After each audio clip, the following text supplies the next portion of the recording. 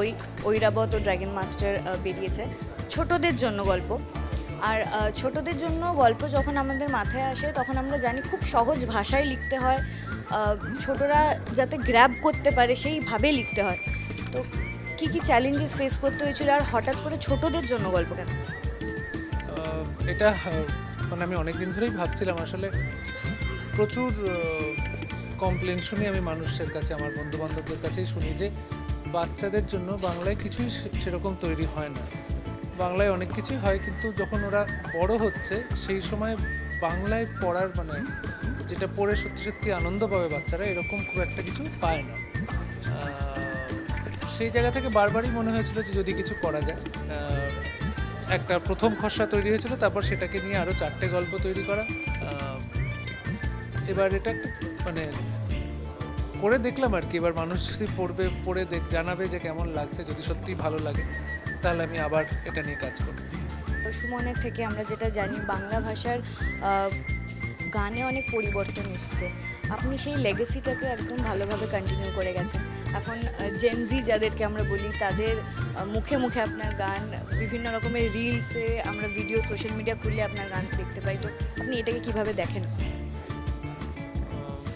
ভালো লাগে যে দেখো, আমরা তো বাংলা ভাষাকে ভীষণভাবে ভালোবাসি, আমাদের মাতৃভাষা।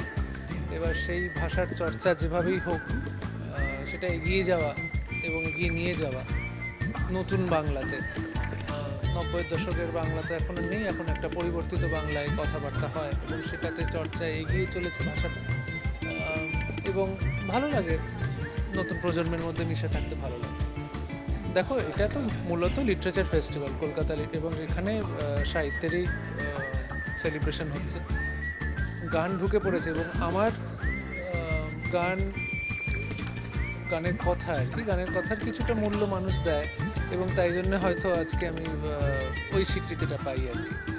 এটা পুরোপুরি আমার গানের কথার ভিত্তিতেই আর কি, যে কোথাও একটা মিশে যায় এখানে গান সাহিত্য।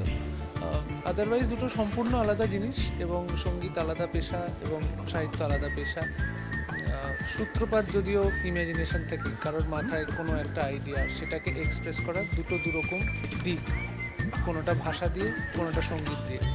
এই গান যেটা করে অনেক সময় যেটা করে সেটা হচ্ছে সাহিত্য আর সঙ্গীতকে মিলিয়ে দিতে পারে, যদি তার লিরিকের মধ্যে, যদি তার কথার মধ্যে কোনো রকম সাহিত্য গুণ থাকে তবে।